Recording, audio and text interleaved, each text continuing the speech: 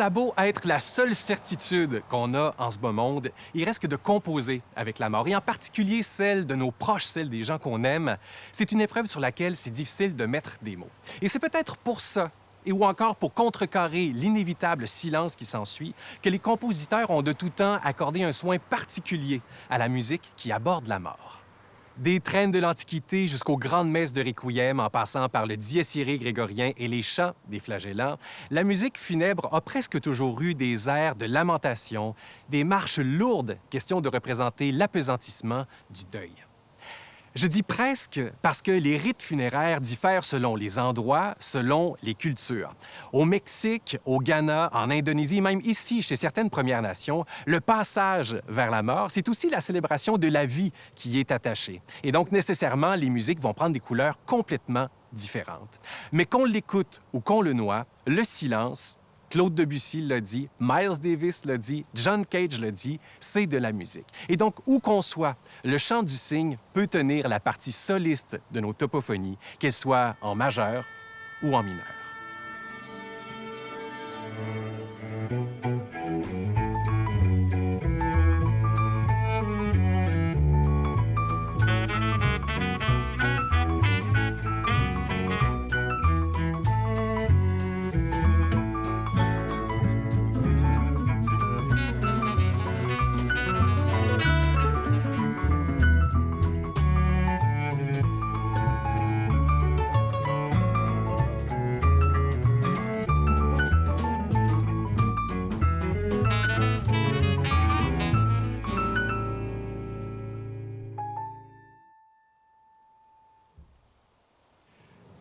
Je vous disais que les rites funéraires différaient selon les endroits, selon les cultures, et diffèrent aussi selon les époques. Même au plein cœur de la civilisation occidentale, au moment même où Windigo, de son nom algonquin, allait être débaptisé par Jacques Cartier pour devenir l'île d'Orléans, sous nos pieds, on pratiquait les danses macabres. L'idée derrière la danse macabre, qui est une manifestation de l'ars moriendi, l'art de bien mourir, c'est essentiellement une transposition esthétique des réflexions sur la vie, sur la mort, d'une population qui a été mise en contact avec plusieurs fléaux en très peu de temps, la Grande Famine, la peste et la guerre de 100 ans. Ça fait beaucoup. Mais aussi dramatique que ça puisse paraître, la danse macabre est une démonstration plutôt festive, remplie d'humour, remplie d'ironie, et qui nous rappelle que la mort fauche autant le pape que le pauvre, l'empereur que le soldat. Et on s'est dit que les cimetières de l'île d'Orléans, où se sont côtoyés et où se côtoient encore les différentes classes sociales, le laboureur, le vigneron, l'artiste, le pêcheur autochtone, le riche citadin avec sa maison d'été et tout particulièrement, dans le cas de Saint-Jean, les pilotes et les marins du Saint-Laurent, c'était le théâtre idéal pour vous faire entendre le témoignage musical le plus ancien d'une danse macabre, celle collectée par Auguste Normiguère en 1598. Mais avant que l'ensemble La Fresque vous fasse revivre cette tradition-là qui a eu un impact majeur en musique, ne serait-ce que sur Liszt, sur Saint-Saëns, sur une brochette quasi incalculable de groupes heavy metal, Catherine Ferland, notre historienne en résidence, va vous retracer l'évolution des rituels funéraires depuis leurs premières traces sur notre territoire jusqu'à nos jours.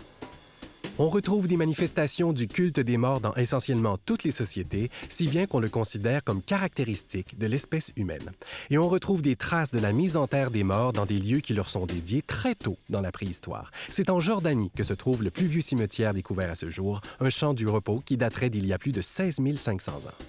Dans l'Antiquité, pour des raisons hygiéniques, les corps sont enterrés dans des catacombes ou dans des grandes nécropoles hors des villes et des villages. Mais avec la christianisation en profondeur de l'Europe, l'espace funéraire va peu à peu s'organiser et c'est vers les années 1000 que le cimetière chrétien tel qu'on le connaît, celui qui entoure l'église paroissiale, va apparaître.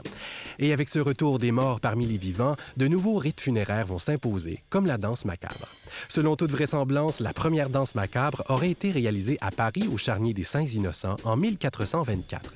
En plus de laisser des traces musicales, le ton poétique et cynique des danses macabres ont marqué le théâtre de rue et l'art pictural des 15e et 16e siècles, mais le thème a aussi traversé les époques puisque des poètes comme Baudelaire et des cinéastes comme Fellini ont plus tard redonné un souffle à ces œuvres tombées dans l'oubli.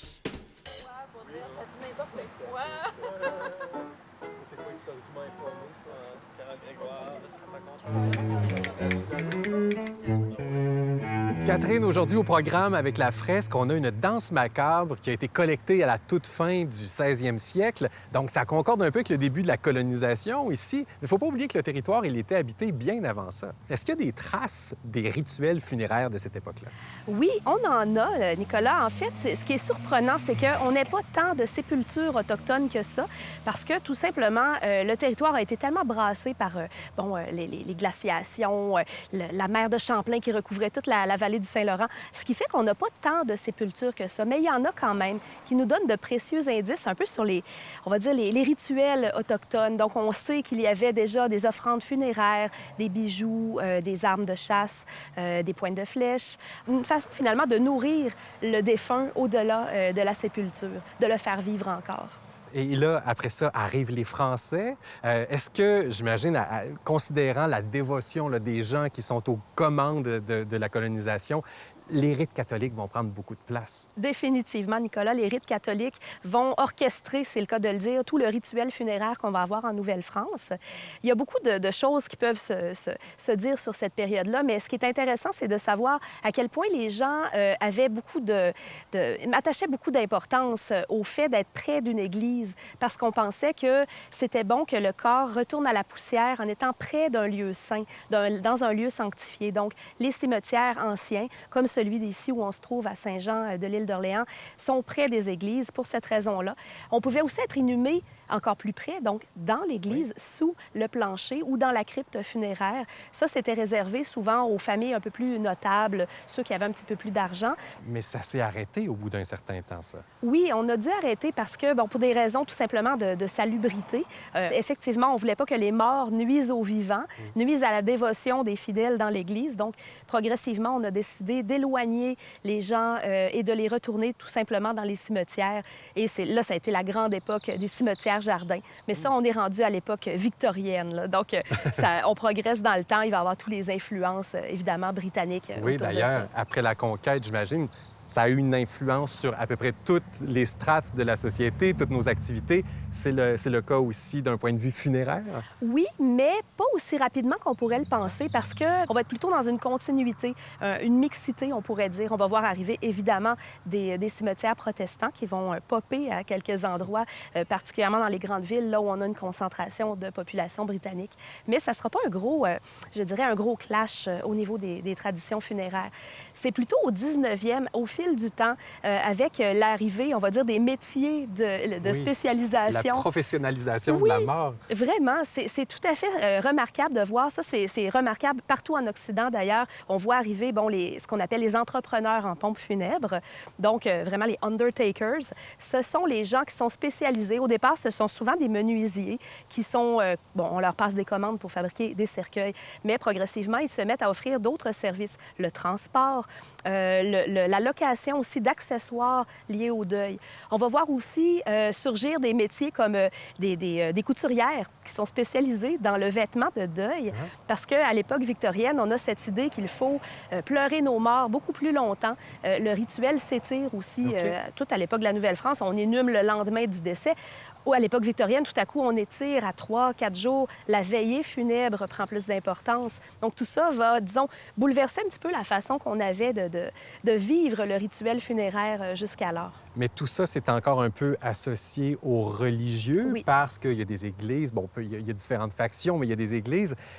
À partir des années 60, à partir aussi de Vatican II, on a vraiment changé notre rapport ici au Québec particulièrement avec le clergé. Est-ce que ça va changer aussi le rapport à la mort, le rapport au rituel? Oui, en fait, ça va accélérer quelque chose qui avait déjà démarré au début du 20e siècle, mais c'est vrai qu'à partir des années 1960, on va avoir cette accélération-là tout à coup de sortir la religion du rituel religieux. Déjà, on ne meurt plus tant que ça à la maison avec le curé à son chevet. On meurt davantage à l'hôpital. Donc déjà, ça donne on s'éloigne un petit peu de cette proximité-là qu'il y avait toujours eu avec l'Église. Et même les hôpitaux sont désacralisés aussi à cette époque-là. Aussi, les gens vont se replier un peu plus sur d'autres pratiques funéraires comme la crémation. La crémation, elle arrive au Québec au tournant du 20e siècle, donc dès les années 1900. On a déjà des mouvements crémationnistes de gens qui veulent qu'on dispose compose des corps de cette façon-là, mais c'est pas avant les années 60 et même 70 que tout à coup, on va avoir un peu plus la permission même de faire ça, parce que jusqu'alors, l'Église disait non, non, non, il ne faut pas atteindre à l'intégrité du corps. Donc ça va modifier aussi beaucoup le rapport qu'on a avec la mort. On le voit déjà dans les cimetières, hein, parce que de moins en moins de gens, de familles vont avoir des lots familiaux, comme c'était le cas autrefois. On a plutôt des niches dans les columbariums, ou quand ce n'est pas tout simplement d'aller répandre les cendres dans la nature. Les lois se sont assouplies à cet effet-là, donc on voit de plus en plus aussi ça. Donc c'est un retour finalement à peut-être une idée un peu plus naturelle qu'on avait autour du traitement du corps. Donc ça boucle un petit peu notre boucle. Oui, effectivement, c'est un très beau trajet historique que tu nous as permis de faire. Je pense que ça va faciliter aussi la mise en contexte de la prestation. Merci beaucoup d'avoir été comme ça notre facilitatrice. Et d'une facilitatrice, on va passer à un facilitateur, puisqu'on va rejoindre Marc Roussel de Musique de chambre à Sainte-Pétronille, qui agit en quelque sorte comme une plateforme d'accueil sur l'île d'Orléans pour nos artistes de la fresque aujourd'hui. Marc, Musique de chambre à Sainte-Pétronille, aujourd'hui agit en quelque sorte à titre de facilitateur. C'est grâce à vous qu'on peut accueillir l'ensemble La Fresque sur l'île d'Orléans. J'imagine que si vous jouez ce rôle-là, c'est parce que ça vous ressemble un petit peu, ou à tout le moins que ça pourrait se retrouver, par exemple, dans une de vos programmations. Ah oui, tout à fait. Notre programmation, concert de musique classique, comme le nom de l'organisme l'indique, Musique de chambre à Sainte-Pétronille. Donc, c'est des récitals, des petits ensembles aussi avec des instruments. On pense à la musique ancienne, des instruments plus raffinés, avec moins de projection sonore que le grand Steinway de concert. Donc, c'est tout à fait le type d'ensemble qui pourrait venir dans notre saison de concert. Vous avez quand même un très bel historique, vous, en tant qu'organisme diffuseur ici sur l'île d'Orléans. Depuis combien de temps, Musique de chambre à Sainte-Pétronille? Il existe depuis 1983, mais il existait la Société des concerts de l'île d'Orléans qui présentait des concerts de musique classique sur l'île avec des musiciens très locaux. Et ils présentaient dans toutes les églises de l'île d'Orléans. En 1983, un nouveau directeur artistique qui voulait présenter des concerts plus prestigieux et est venu s'installer à Sainte-Pétronille pour présenter des concerts dans l'église de Sainte-Pétronille, qui est la seule église sur l'île qui n'est pas sur le chemin qui fait le tour de l'île, donc qui est plus isolée, des bruits urbains pour être entouré de bruits plutôt de la nature, les arbres, les oiseaux, et de présenter des concerts de musique classique dans un cadre qui apparaissait oui, justement, idéal. ces sons naturels-là, nous, on s'intéresse évidemment avec la topophonie au chant du territoire. Quand on a des concerts ici, c'est pas rare que les portes restent ouvertes quand il fait chaud, les fenêtres sont ouvertes et les chants des oiseaux, des insectes s'intègrent en quelque sorte à la musique. Exactement. Les gens, ils viennent ici, c'est pour l'expérience de concert de musique classique, mais aussi de sortir de la folie du festival d'été, par exemple, de venir sur l'île. Déjà, on a un rythme insulaire et aussi, d'être entouré comme ça, dans le concert, d'entendre les bruits des arbres. Et c'est pas rare, s'il pleut, on entend la pluie. Si on perd le courant parce qu'il y a un orage et on continue le concert dans le noir, ça fait partie de l'expérience de concert que les mélomanes qui viennent à la musique de chambre s'attendent. Et justement, ces mélomanes-là, qui sont-ils? D'où viennent-ils? Est-ce que ce sont des gens de l'île? Est-ce que c'est des gens de la périphérie, de Québec principalement? Il y a plusieurs mélomanes qui habitent sur l'île. Je pense que c'est une île qui a une tradition culturelle relativement importante, mais il y a des gens qui sont sur l'île qui sont très attachés à la série elle-même. Et je dirais que c'est un pourcentage sans avoir des statistiques précises. Il y a beaucoup de gens sur l'île qui viennent au concert ici, qui sont très attachés à la série, qui s'abonnent, etc. Mais il y a beaucoup de gens de Québec et des gens probablement de la région de Charlevoix. Oui, c'est formidable. Et ça, on est très heureux parce que normalement, les gens se déplacent pour venir vous voir. Aujourd'hui, on a l'opportunité, nous, de vous prendre et de vous exposer au monde. Merci beaucoup de nous permettre de réaliser cet épisode-ci, Marc. Un grand plaisir de collaborer avec vous. Travaillant exclusivement avec des archets baroques, des cordes de boyaux et un tempérament d'époque afin de faire entendre au public les œuvres musicales historiques dans la plus grande authenticité, l'ensemble baroque La Fresque s'anime depuis 2015 autour des présences du violoniste Jean-Michel Marois, de la violoncelliste Rachel Baillargeon et de la claveciniste Catherine Blouin. À leurs explorations fouillées et réjouissantes du répertoire anglais, écossais et irlandais, s'ajoutent entre autres de grands incontournables en petits ensembles de la musique baroque allemande et des collaborations fertiles, notamment avec le baryton basse David David Turcotte ou autour de la musique d'inspiration scandinave du nickel-harpiste Jean-François Bélanger. C'est d'ailleurs dans cet esprit de collaboration qu'ils abordent ainsi la danse macabre au programme, eux qui se sont entourés pour l'occasion du luthiste Alexis Rissler et du percussionniste Olivier Bussière. Jean-Michel, avec les musiciens de la Fresque, vous allez nous interpréter une danse macabre. Le terme étant ce qu'il est, on pourrait s'attendre à quelque chose de solennel, voire même quelque chose de lourd, mais c'est pas ça du tout le caractère de la pièce. À quoi ça peut ressembler? Oui, bien, en fait, c'est une pièce qui est vraiment dansante. On est avec un rythme ternaire qui peut rappeler un petit peu la gigue ou la sarabande de l'époque baroque. Parfait. Et de quelle manière vous vous êtes approprié cette pièce-là? Comment vous l'avez arrangée? Oui. Bien, en fait, on est assez tôt dans l'histoire de la musique. On est à la fin de la Renaissance, au début de l'époque baroque. Donc, on essayait, pour être fidèle à ce qui se faisait, de l'arranger le moins possible. Donc, c'est un petit peu dans l'esprit des musiciens qui se regroupent ensemble et qui jouent cette mélodie très simple-là ensemble. Et on retrouve dans votre arrangement un instrument plutôt inhabituel, un beau clin d'œil poétique, mais même littéral à la mort. Les os, c'est usuel, ça, en musique? Bien, pas tellement, en fait. C'est un instrument qu'on retrouve beaucoup dans la musique traditionnelle québécoise, irlandaise. Donc, on a décidé de le ramener avec nous pour cette danse macabre. C'est très à propos. On a très hâte de découvrir ça. Je te laisse regagner ton siège. Merci. Merci beaucoup.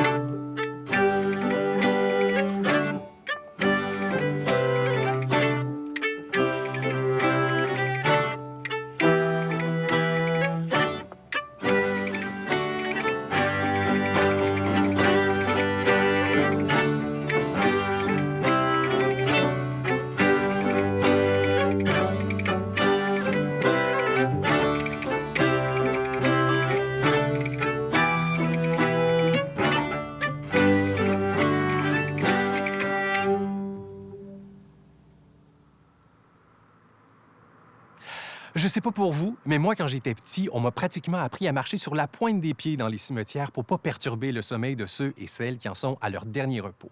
Mais après la danse macabre de la fresque, je regrette au contraire de ne pas avoir appris à giguer, de ne pas avoir appris le violon, parce que c'est un peu comme la musique funèbre tzigane. Il y a la djallé, le chagrin, la douleur, mais il faut que ça se mêle à la mila, la compassion. Parce que oui, memento mori, souviens-toi que tu vas mourir, mais il faut aussi garder vive la mémoire de ceux et celles qui nous ont quittés, et il n'y a rien comme la musique pour rendre ça mémorable. On espère d'ailleurs qu'il a été pour vous mémorable ce moment-ci, et on se dit à très bientôt pour une autre Topophonie.